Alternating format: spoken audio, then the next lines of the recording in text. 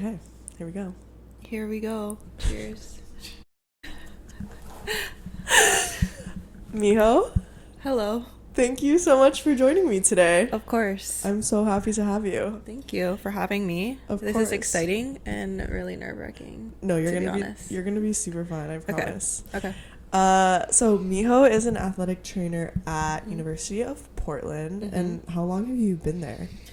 I have technically been there for 5 years, and I also did my grad internship there. Okay. So, around 7-ish years. Did you do your undergrad at UP too? No, Okay. I did my undergrad at Whittier College in Southern okay. California. Okay. Mhm. Nice. Yeah.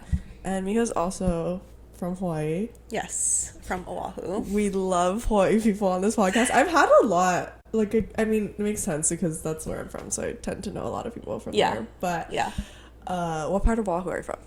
I moved around a lot. A lot of my friends will just rag on me and say that I'm a townie. Definitely went from Hawaii Kai to Kahala to Kaimaki to Ala Moana. Okay, you just made your way. Yeah, made in. my way into town. Nice. So, shout out Hawaii Kai. People are gonna that's hate where on I me. no that's where I lived when I People when are I gonna lived hate there for that I a said year. that. I lived in Hawaii Kai and then I lived in Ainahaina. Okay. I mean, I worked in town. Yeah. But yeah, and it was a weird time because I was living there during COVID. Oh. So it was super weird time. I liked it actually because there was no tourists till towards the end Yeah. when I left. But okay, so I started this new thing. How I'm gonna start all of my podcasts. Okay. So we're gonna do a little mental health check-in. Okay. How's your mental health today? Today my mental health we're at a good place. I feel like I just came back from a vacation, seeing my family, and so it's kind of been really good to reset and obviously find time to myself. I do find that maybe later on today my mental health will be kind of very stressful situations, but right now I'm doing really good. Okay, good. Yeah. I'm glad. Why stressful later? Just because of work? Yes, because of work. All of the students are coming back.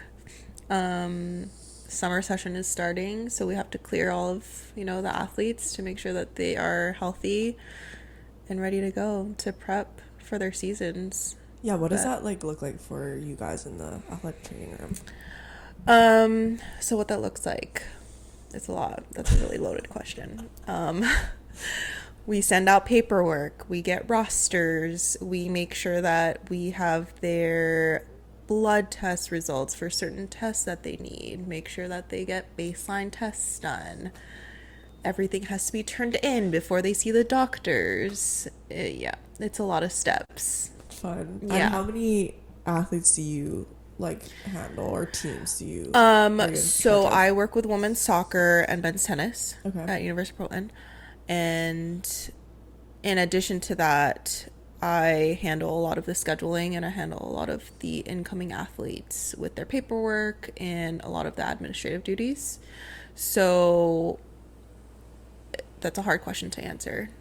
Yes. You wear a lot of hats. Yes. I work with around 40 athletes because of women's soccer and men's tennis, and then we have 290 students all together that need to get their paperwork done. So yeah, that's a lot. It's a lot. And how many other ATs are there?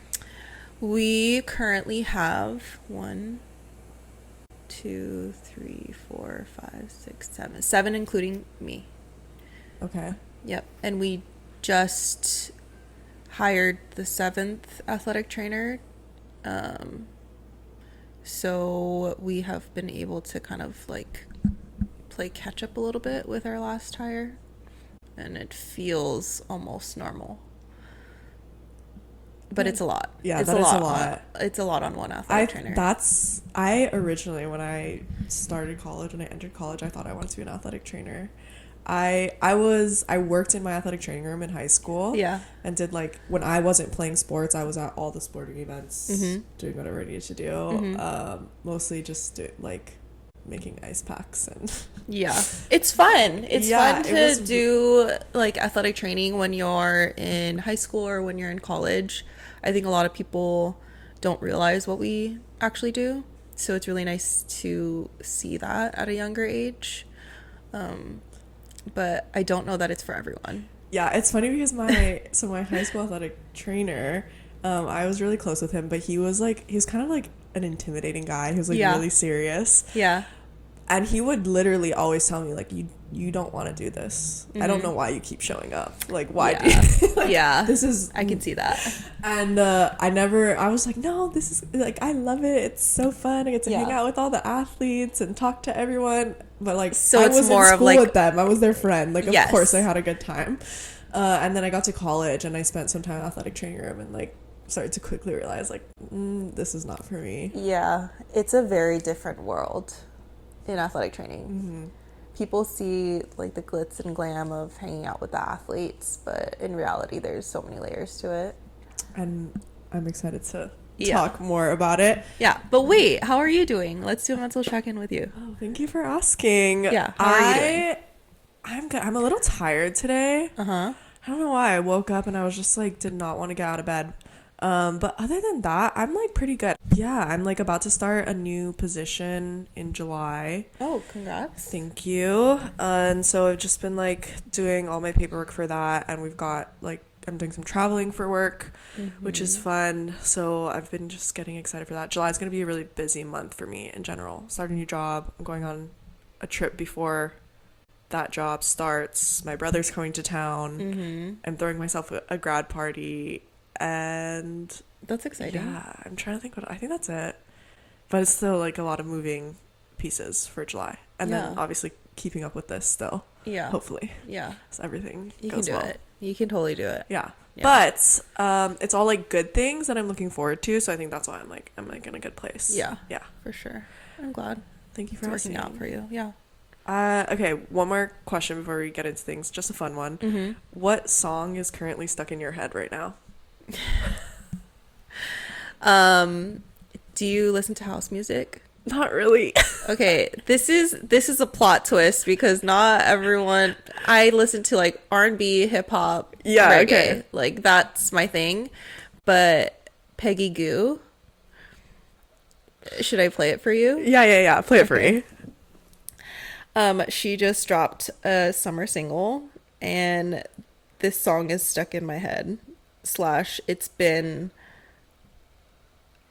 on my playlist a lot. It's not like it's chill. It's really chill. Okay. I've heard some house music that I'm like, okay, I can vibe with this. It's really chill. No, not a lot of words. Just It's put it right up to the mic. vibes. Oh, this would be a good like morning, like right after I had some coffee in me, This is start more, doing some chores. Yeah. This is more like we're outside. It's the summer. We're enjoying the sun. It's a good summer vibe. Yeah. I could get down to this. It's really the chorus or the drop.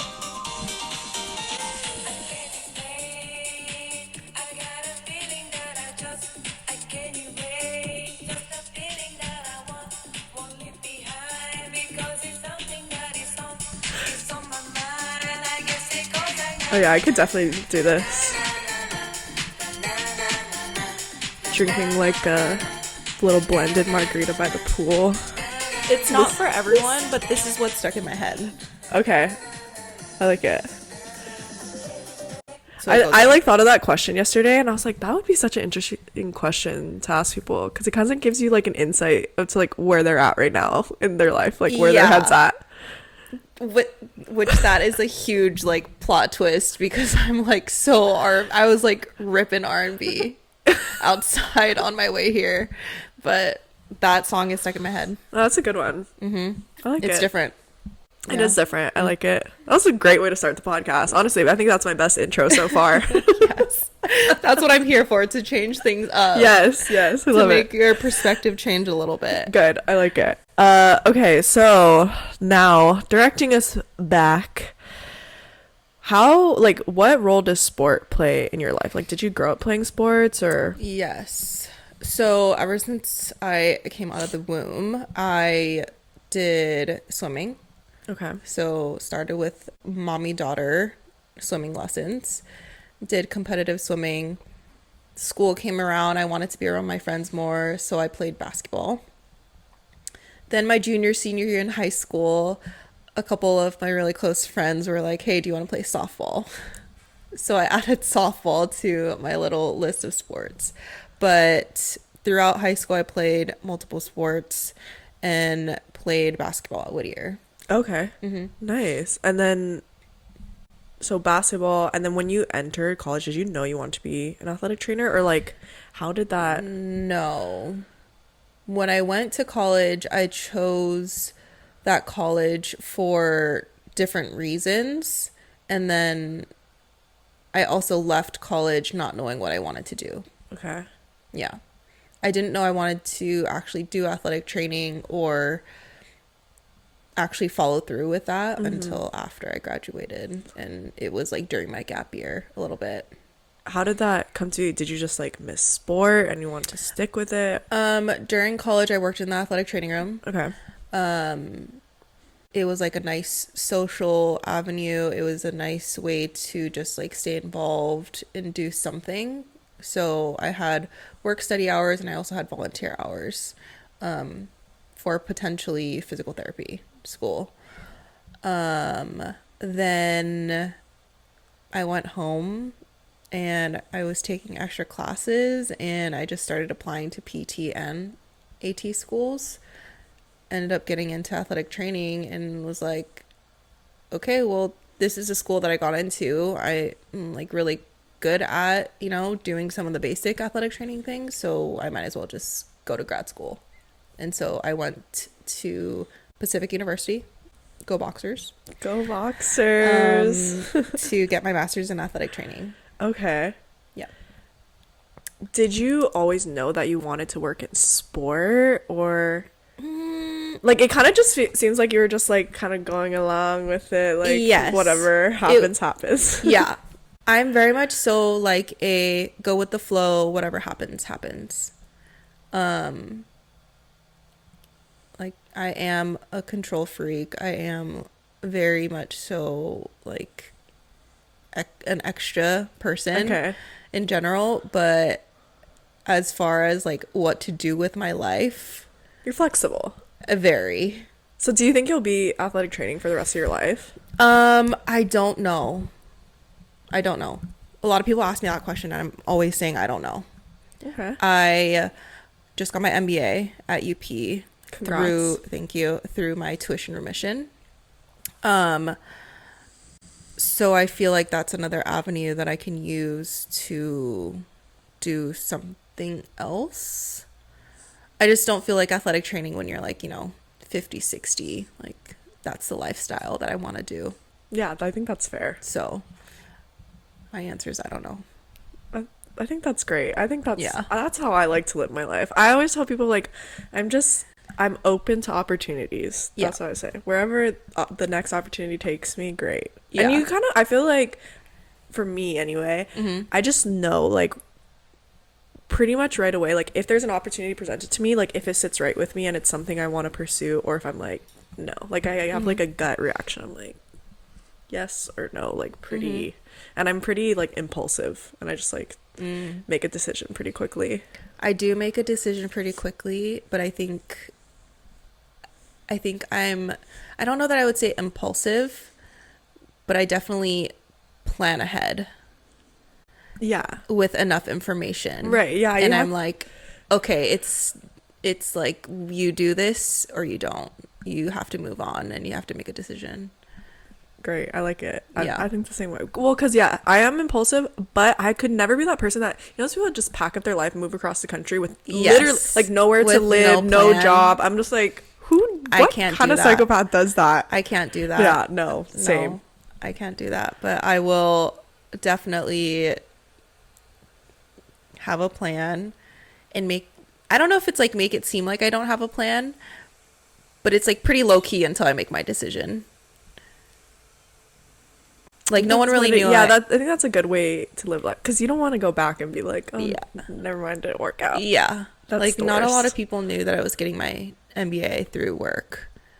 And then I got it, and then I was like, okay, like, now I can move on, and I did it for myself.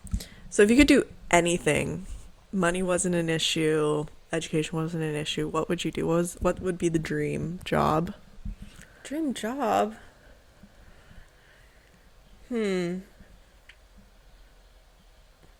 Based on my skill set. No, not even based on your skill set. Just like literally anything. Like What's my dream I'm job? not a musician, but like I could say, oh, I want to be a drummer. I don't know how to play the drums, but that's my dream job. My dream job would be to show all of the great places in Japan to people. Ooh, like a travel guide. Like a travel or something. guide, but maybe in like I don't have to travel with them. I just show them, like, Okay. this is your itinerary. This is where you should go. Like a social media, like a Instagram Maybe. guide kind Yeah. of person. Maybe like an online travel agent Okay. person. Okay. Yeah. I like it. That, or like a translator for an athlete. Okay. Very different. Yeah, those are two very different things. Yeah. Okay. I like it. Yeah. Sweet. I don't think I've ever thought about that. Most people don't. Because it's not really like, it's not realistic. Like, Yeah. everyone's dream job is, like, okay, when I say dream job, I literally think about like something completely illogical. You know, like, I think when people say dream job, they think like, oh, like, where do I want to be in 10 years? Like, no, I'm not asking you that. I'm literally like, if there was no restrictions, you could do anything. Yeah. That's hard. There's so many things to do. Like, I don't, mine changes like every few weeks probably. Dream job. Travel the world. Pretty much it. Maybe not dream job. That's just like how I want to live life. I want to like learn about everyone's culture, but I also want to like show what my culture is all about. You could be like not a filmmaker, but like you could hire like a film crew to follow you and you just show them. My life is not that interesting. No, but like, you know, people do that. They just like travel the world and create like films or documentaries or whatever. That's true. But maybe something to do with Japan, because I'm, you know, obviously Japanese and obsessed with that stuff. So yeah. Okay. Well, I don't even know where we were going with any of that. This happens to me a lot. I get very sidetracked. That's okay. Okay, so athletic training, you're also like big into mental health. Yeah. Yes. I am. I've seen you post about it on Instagram. That's like kind of why I reached out to you, because you're in the athletic space. You're obviously, you've been an athlete and you're also big into mental health. So like, what has your journey been to like getting to where you are with mental health? What's your relationship with it? I would say that my connection is more so from an athletic trainer to an athlete front.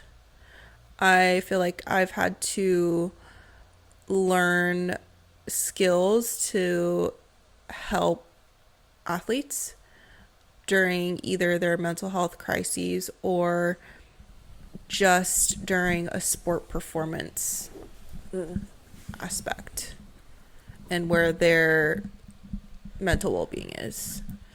I would also say, like, during COVID, mental health became obviously a very largely talked about topic. And so that obviously brought it up to me. And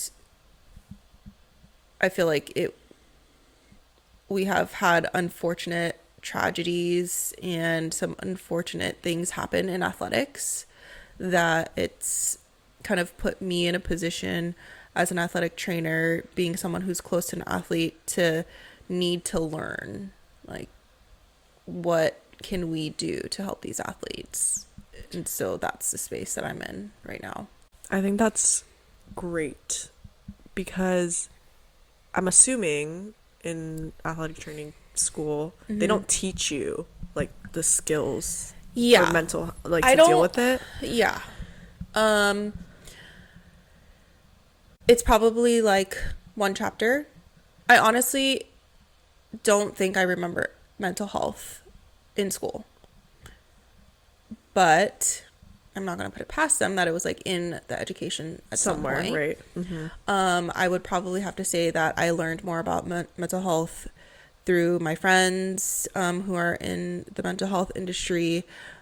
I don't even know if industry is the right word, but I've learned from my friends. I've learned from social media. I've learned post grad, just doing things on my own, just doing the research on my own, and just hearing what other people say is successful with them, and Mm-hmm. just kind of choosing which works for me. Okay. Do you feel like your colleagues share the same mindset as you? Do they approach it the same way, implement it? No. Um, every athletic trainer is different. Every athletic trainer has their own philosophy. Mm-hmm. Every athletic trainer has their own relationship, their own boundaries. Um, so, no, we don't have the same approach. I would say that every single person is unique and like what works for them works for them. Mm-hmm. So, okay, this is something I've talked about with a lot of people of like, whose responsibility is it to help athletes with their mental health, right? Like, does that fall on their sports coach? Does it fall on like the performance athletic trainers? Does the school need to hire counseling for that? You know, like, Mm, is it their parents? Is it something they need to seek on their own? Who, like, whose responsibility is it? There's no like really right answer, not right now yeah. anyway. Yeah. And so why do you feel like that responsibility has fallen onto you a bit? Like you're saying, the responsibility does not fall on any particular person right now. I think it is something that an athlete or a person needs to take ownership of. Mental health is also on the other side of it, isn't something that you can control. So you never really know when, it'll affect you as a person. So, um, yes, the school needs to have mental health resources for all of its student body. If there's a crisis, then there's mental health crises hotlines that like these athletes or just students people can call. Mm-hmm. A lot of the time it falls on me because I fall in the gray area of I am not an authority figure. I'm not a coach. I don't control their playing time. And I'm just someone that they're comfortable coming to. Mm-hmm. On the other side, I'm also not their parent. In some regard, as long as it's not in self-harm, if they tell me that they don't want me to share this information, I don't necessarily need to share Mm-hmm. information. I'm kind of a vault. So that's kind of why I feel like I have a lot of responsibility with my athletes' mental health. Do you feel like how do you create like a space to them that feels like, oh, I can come and talk to Miho about these things, versus maybe some of your colleagues? Yeah. I pride myself for being someone who is very open and someone who is very personable. I feel like I get along with a lot of different personalities. I am an extrovert, so that is probably helpful. And maybe just, I feel like I always ask someone like, hey, how are you doing? Like, how are you really doing? And so I really pride myself in my one-on-one relationships with people and athletes. So it might just be my personality. Mm-hmm. You know, like some people might see that, or it might just be because I asked, how are you doing at the right time? Yeah. So is there anything like you are consciously like putting an effort into doing like, I don't know, any sort of practices or anything like that with your athletes? With the athletes that I work with one-on-one, again, that's hard, like going back to what I was telling you earlier. Yes, I have the women's soccer team. Yes, I have the men's tennis team. But I've also done this with athletes who are across other teams as well. It just really depends on if there's some sort of bond there. But with my athletes, I have check-ins. I have mental health check-ins. It can go as short as 5 minutes, and it can go as long as, you know, an hour, 2 hours. It just really depends on what that person needs that day. Specifically, if they are a long-term rehab athlete, so someone who won't be returning that season, or someone who takes a really long time to return to their playing, I have weekly check-ins with them. It's not mandatory, but I paint a picture that it's something that they should be doing. Mm-hmm. So I have weekly check-ins with them. Again, it can be as short as 5 minutes. It can be as long as an hour. It depends on how their week went, how their day went, what they need from me. Mm-hmm. Besides that, I'm very vocal about mental health being important. I reassure my student athletes that it's normal that you speak with a mental health specialist, even when you're having good days. It's not only a resource when you're having like the not so good days. And just kind of making sure that they realize and recognize that there are other people dealing with their own issues or their own days, but everyone goes through something, whether good or not good. I really like that you point out that even when they're doing okay, mm-hmm. they should mm-hmm. still be like keeping up with it, mm-hmm. because that's something like personally I struggle with, is like I tend to fall off of like maybe some habits and practices that I like to keep when maybe I'm not feeling so good, mm-hmm. and then when I am feeling good, I'm like, I'm fine, mm-hmm. I don't need to do that. But like, no, like you need to be consistent with it, mm-hmm. because if you once you stop, then it like goes back down to decline. So it's like trying to stay in a good place for as long as you can. And like, I think that's where the person's ownership needs to come in. Sometimes when people have their not so good days, they sit in front of me and they're saying like, oh, I should have, continued my appointments, or I should have continued my therapy, mm-hmm. Outside of just like checking in with you. I'm like, yeah, you probably should have, but you're like here now and we can handle it. And so it's just like a little reminder of like what you can do moving forward, and then what we can do right now. Yeah. Plus too, like when you're in college, like that age is such like a weird age. Like you're mm-hmm. really figuring out like who you are, and part of it is like almost like, oh, I want to be cool. Like I don't want to talk about my feelings, because I mean that's how I felt. And so I think it's great that like you're creating a space that is just like open. Like, hey, I try to. Yeah, like whether you want to or not. Like, because I feel like when I was an athlete, like I didn't even really have that option. Mm-hmm.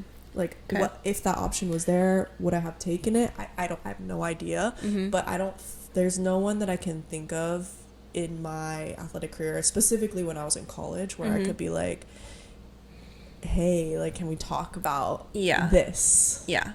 I would say that when we were going to college, mental health has always been a thing. It's just, it wasn't in the public eye. Mm-hmm. Yeah. And again, like when I was going to athletic training school, which is obviously after college, we only learned like a chapter. So I don't know that all athletic trainers are equipped. Right. Or comfortable. Right. And that's fine. Mm-hmm. You don't have to be comfortable with it. I think, QPR training. Like there's certain trainings that you can do as an athletic trainer, but not everyone needs to do it, because if you don't feel comfortable as a practitioner, then you just need to find a resource or a way to handle certain situations and then like pass that task on to someone else. Do you have other people like pass things to you? I have had athletes who are part of other teams come to me because I had that bond. But I would say no, because each mental health case is different, I would say. And in a sense, like, it's not like I have that title of like, oh, mental health Yeah, like at what point person. do you feel like it's out of your scope of practice? I'll say this. Every single mental health issue or mental health problem, whatever you want to call it, is all out of my scope of practice. This is a hard question to answer, because partly it is a part of my scope of practice in the sense of like, can I recognize it? But treating it and being the therapist, that's not what I was equipped for. That's just a personal interest that I've taken, and that's just a personal philosophy that I've been able to like keep building. And so I feel like, yeah, that's a really hard question to answer. Yeah, I think it's important to point out though, because there is, like you said, like a gray area with mental health specifically, because every athlete is different, every case is different. Yeah. Everyone needs something different. Sometimes all you need is just like someone like you, like I just need to talk about it. Yeah, sometimes I'm a sounding board. Yeah. Sometimes people come in, they throw word garbage at me, and I'm like, okay, like tell me more or tell me less, and then they're out the door in like 10 minutes. And then some people, they really just need to come in and just like let all their emotion out, and we need to talk through them. And then, you know, we talk about, okay, let's give us a short-term goal, long-term goal, and then what's the solution for the rest of the week for your mental health specifically. So like everyone's different, and it's not within my scope of practice, but because I've had certain experiences with this job, I feel like I can handle certain situations. Yeah, I think that's fair. I think that makes sense. When you were an athlete, did you ever go through anything that you feel like you can relate to your athletes now about it? Yes. I've gone through a physical injury. I've gone through losing a close friend.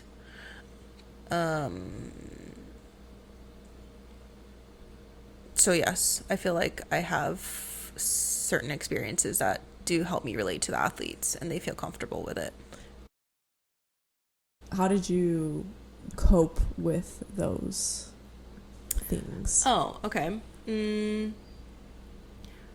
I've always thought that I had like a very strong brain, as in like I have been able to handle my own mental health like pretty well, pretty even keel. Like obviously my personality can be dramatic, you know, or it can be calm. I feel like I have a good awareness to where my mental health is, but I feel like where my mental health was the most affected was a couple years ago, pretty recent, I would say. Like that was where I hit maybe like my lowest capacity for my own mental health, and it takes a lot of time, and it takes a lot of therapy sessions, and just understanding and like relearning who I am as a person. But as an athlete, I feel like when I lost my friend in college, it was at the end of the year. I grieved, and then I kind of had to like move on. I don't think I necessarily had like the proper medical help during that time. But I think that goes back to like me thinking that I had like a solid brain, you know, like I didn't really think I needed to talk to anyone at that point. Yeah. I think a lot of people can relate to that. A lot of people will feel like, oh, I can handle it on my own. Or they're just, I don't want to say embarrassed, but just there's something about like asking someone for help that is just so hard to do.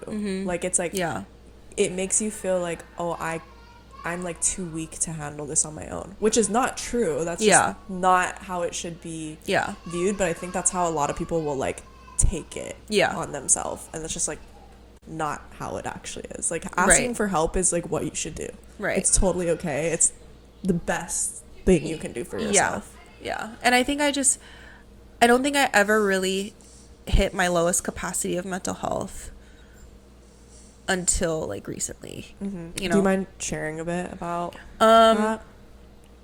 It I don't know when it was, maybe 2021 ish. Like I had just gotten out of a relationship that, you know, I was extremely sad and like depressed about, and then work was extremely stressful because I had taken on this COVID role. And so the label that I was given, or the label that I thought was given to me, was like, you know, I'm the COVID police. And so someone who is very prideful and having great relationships with athletes, like that affected me a lot, because now they're looking at me like you're the bad guy. Yes. And yes, in some cases, like I really had to be the bad guy, because we didn't know anything about COVID. So I really had to, you know, handle COVID with every single piece of information that we had. And sometimes it was faster to get the information, and sometimes it took a really long time for us to understand what was going on. So I would say that that's kind of where things started to become like pretty low for me. I think the only thing that kept me moving was having to be able to support myself financially. Like I have to go to work. I have to make money in order to support myself to continue to live here. Like that's maybe the only thing that like kept me pushing. Yeah. Wow. Well, thank goodness for that. Yeah. And so then what did you do to like move forward?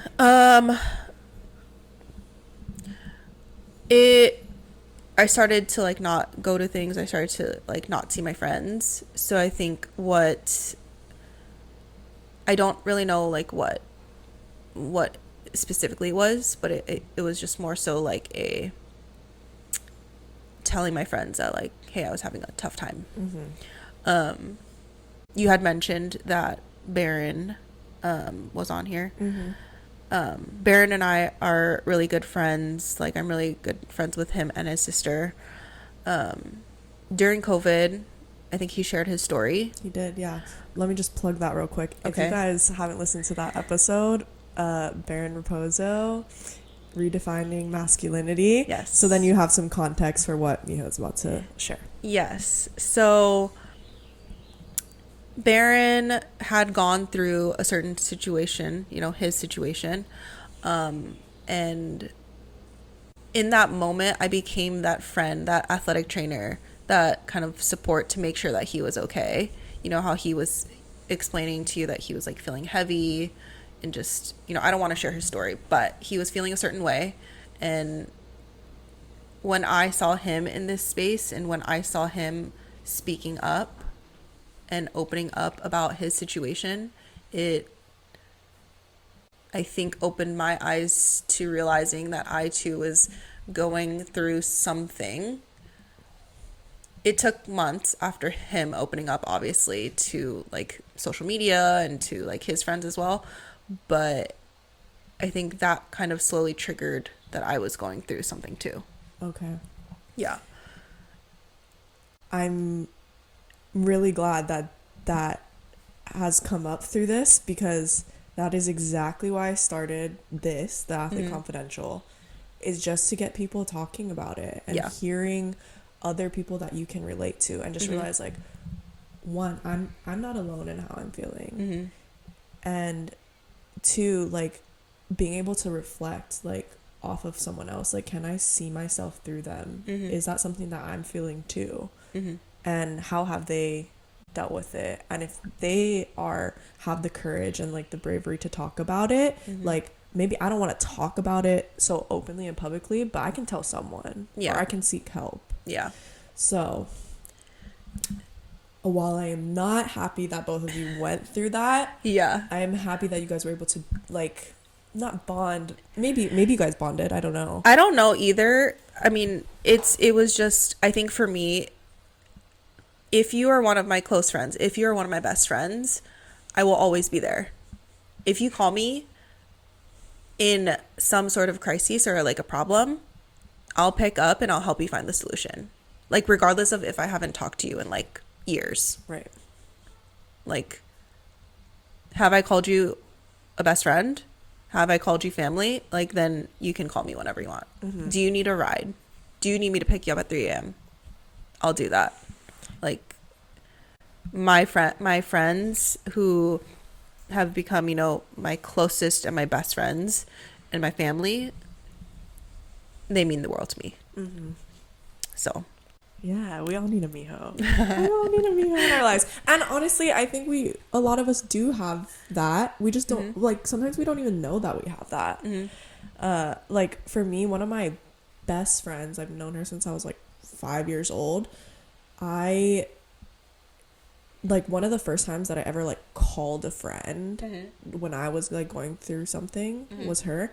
And I didn't even know, like, why I was calling her. I was just like, I know I feel like shit, so I'm just gonna call her and, like, see what's up. Immediately started crying. Just, like, her being like, hey, like, are you okay? And I was just like, bawling tears. I didn't even know how she was gonna handle the situation, and she handled it so well. And I was like, oh my gosh, like, okay, I can talk to, like, my friends about this stuff. Something like that happened post-COVID too. I flew to Japan after 3 years of not being able to, like, see my family.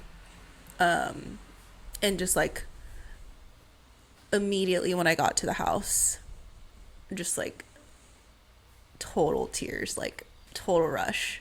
And before then, I probably would have been that person that was like, I literally don't cry. Like, that's not me. But then being in front of the house, being in the house, smelling these certain smells, everything just hit. Oof. I have, like, chicken skin. I don't know why. Yeah. Sorry, my snot. It's okay, sip it up. But going back to Baron, like, that's when I, like, texted Baron and Nikki, and I was like, this is all that I'm feeling. This is how I'm feeling. And at that point, like, a lot of my friends knew about, like, what happened in my relationship. A lot of my friends knew about what I was dealing with. But that's when I was like, oh, I want to share this on social media. So I just, like, wrote something and then posted it, and then a lot of people related to it. Yeah. So that's awesome. I think it's just, we need people like that to share their, not everyone's going to want to do it, and that's fine, you don't have to, but we need people that are willing to, because we need to normalize it a bit more. Like, we need to be able to just, like, talk to our friends about it casually and not have to, like, have so much anxiety about just, like, talking about our feelings. Like, and it's so hard, I get it, because I grew up, like, kind of the same, like, never cry, like, almost prided myself on being someone who didn't cry. Like, I know, like, bragged about it, like, oh, I never cry. Like, okay, that's not cool. Like, now I cry all the time, and I brag about that. So but yeah, like, just being, I was, like, such a vault for so long, like you said, and it's like, why? Like, what is the point of that? It didn't help me. I think in COVID, because I had to be the person for every single person,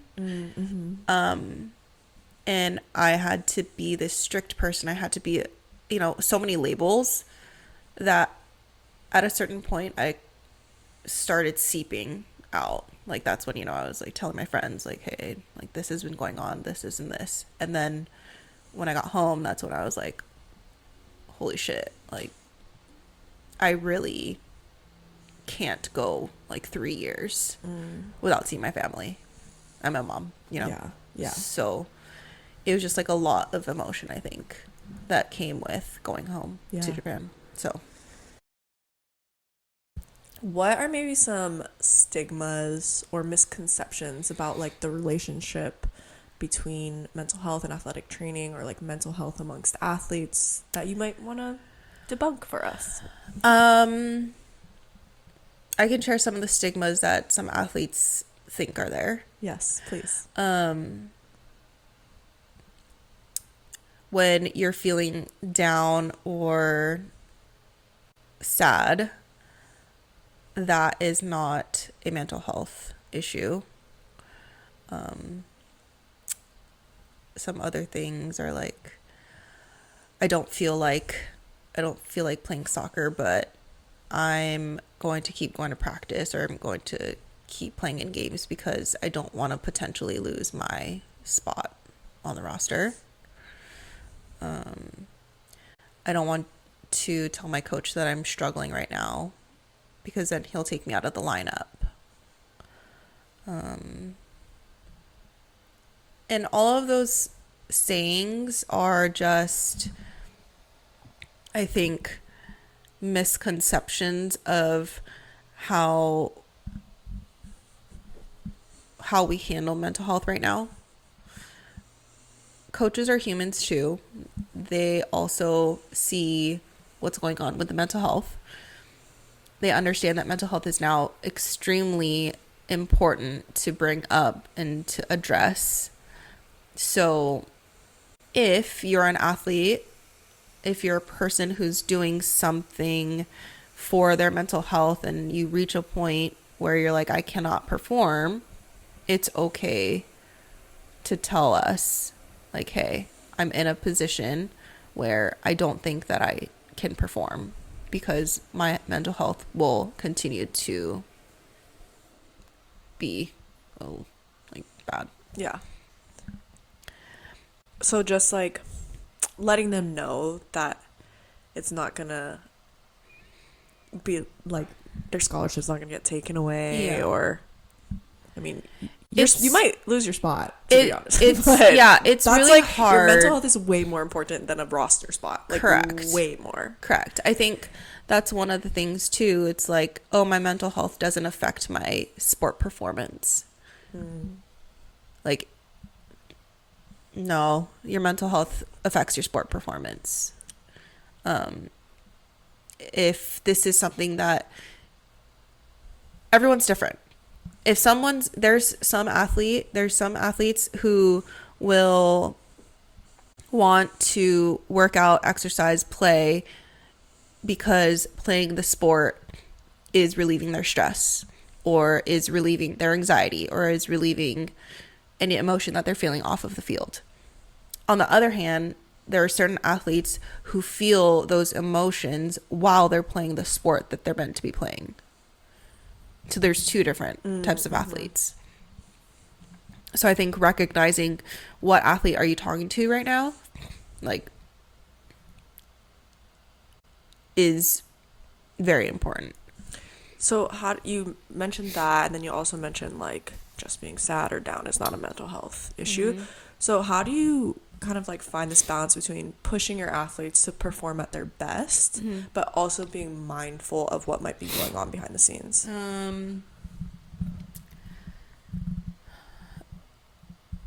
My role is to make sure that someone's health and well-being is at its best in order for that athlete to perform in the sport that they're here for.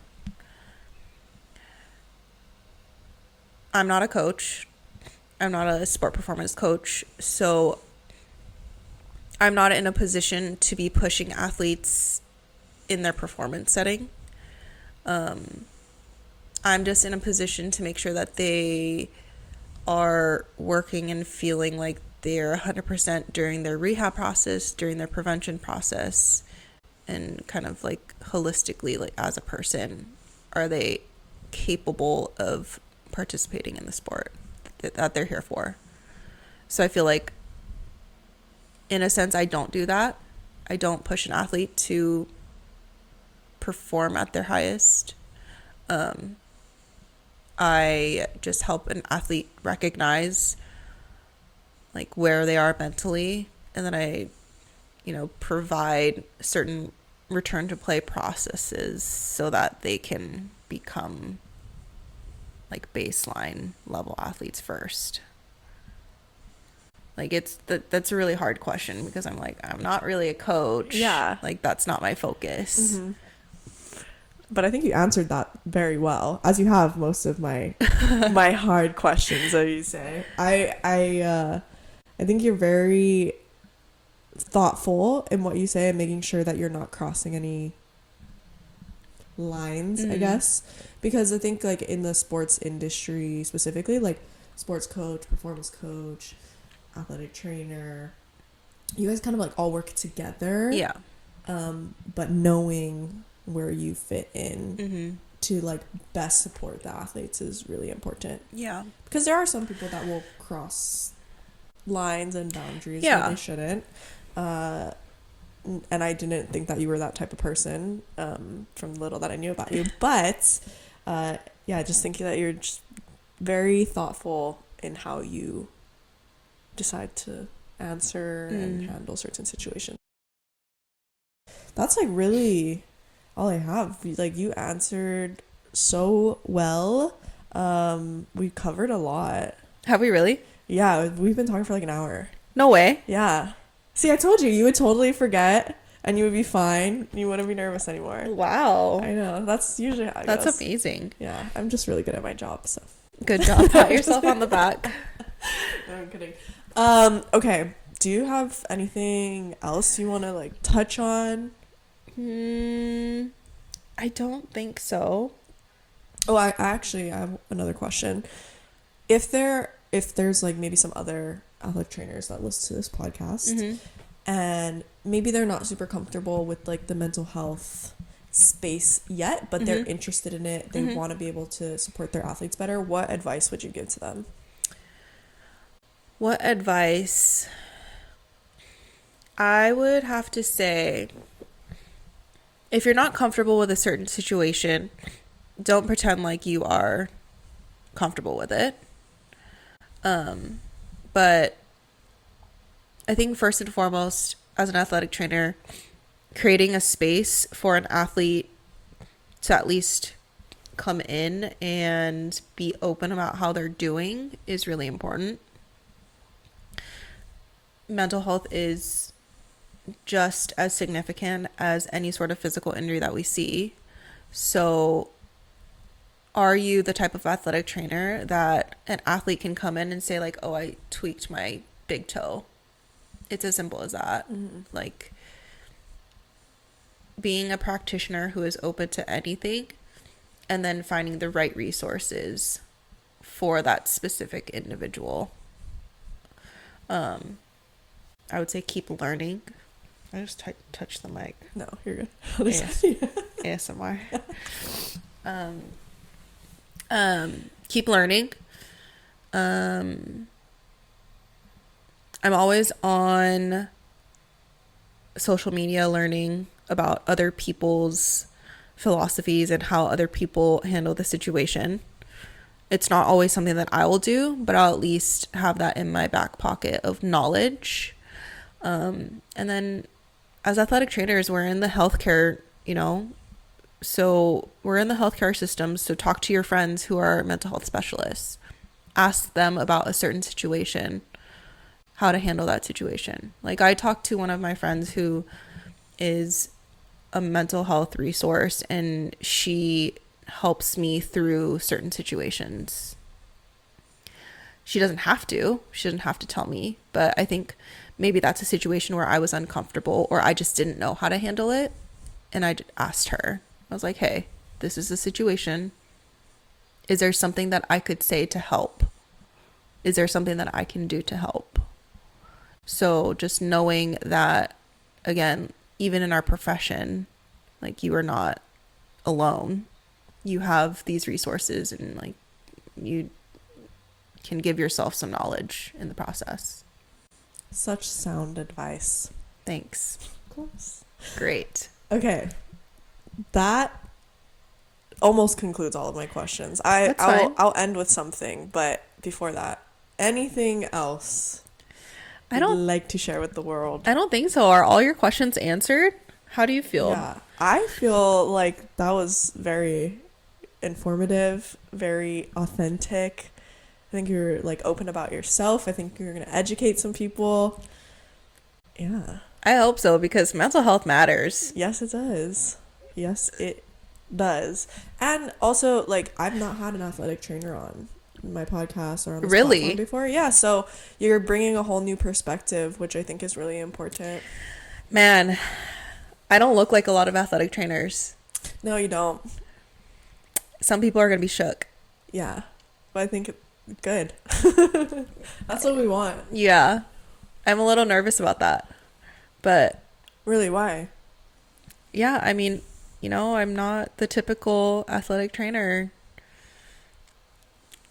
So it's more so my own personal, you know, anxiety about it, I think. It's more so like, oh, she's an athletic trainer? Huh. So don't judge a person by how they look. Yeah. Like, as long as you know that you are good at your job, that's all that matters. Yeah. But you're right. You don't look like a typical athletic trainer. You're like young and fashionable and really cool. I'm getting older now, so someone else needs to take my place. I'm ready to retire. Well, you still look young. Thanks. So that's Thank good. you. I guess that's what matters. But yeah. I don't have anything as long as all your questions are answered. Yeah. Okay. So this is how I like to wrap up. Okay. Can you give us a positive affirmation for yourself? For myself? Okay. I am smart. I'm beautiful. And I'm able to do anything and everything that I want to. And things happen for a reason. Period. Done. Okay, I love it. Well, Miho, thank you so much. If anyone is interested in finding out more about you, where can they find you, connect with you? Right now they can connect with me through my Instagram. Miho la la la. I can confirm quality content. Thanks. It's not very curated content. It's just Instagram algorithm is really weird. So I'm just on a roll with posting whatever I want right now. Instagram, I work at University of Portland. So my email is on the website. And if you're really not able to find my information, through you, I guess. Yeah, I'll post it all. All right. Okay. That's it. Thanks for allowing me to be on the podcast. Thank you for coming. This was great. Yeah. Loved it. Cheers again. Cheers.